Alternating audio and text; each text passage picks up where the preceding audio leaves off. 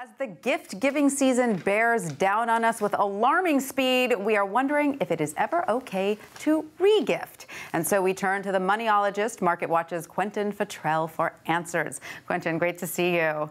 Great to see you. So let's get right to it. Is it ever okay to re-gift?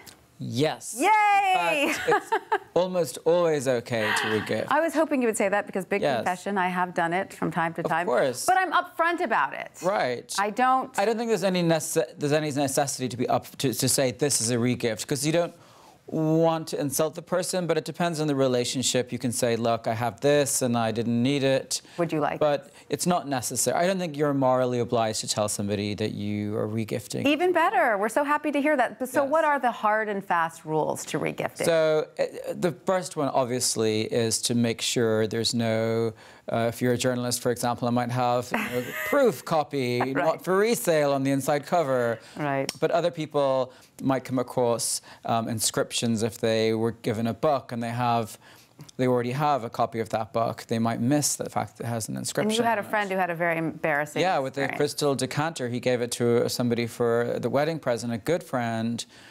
And it had engraved on it like the husband and wife competition from the golf tournament. Oh my goodness. And an insignia from an airline, which is really tacky. And how did he find out?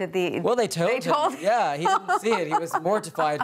But he's sort of cheeky chappy, so he sort of like laughed it off and he got away with it. Oh my goodness. Yeah, so you need to be really careful with, things like that. And if you just to know that if it is a re-gift, somebody isn't going to suspect. If they're going to suspect, you should tell them. Right. Now, are there ever instances where it is never okay to re-gift? Okay, look, personally, I'm not going to re-gift for my mother. Right. I think she didn't re-gift me, so... As far as you know. As far as I know, I have it on good authority. So I'm going to return the compliment. Right. So that's number one. I think if it's your best friend's wedding, as my friend made that error, you do want to choose something that's thoughtful, because for a wedding, you want your friends to have something that they will have for many years to come and they know came directly from you and that you thought about it. But I think after that, it's all, because, there's a re-gifting day, which is the third Thursday of December. And there's a reason that that's near office parties, correct? Because it's office parties. So colleagues, they're probably earning more than you anyway. That's a perfect re-gift situation.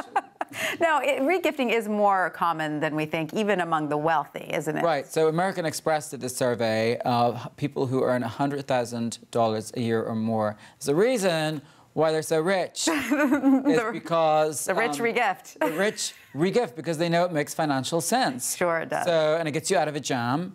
If you're in a hurry to give somebody a gift, 73% say it's fine to re-gift. I love you, Quentin. Yeah. This makes me feel so much better. So it's okay. It's something. It's the one time that what goes around comes around is actually a positive thing. That's great. Quentin Fottrell, the Moneyologist, thank you so much for that.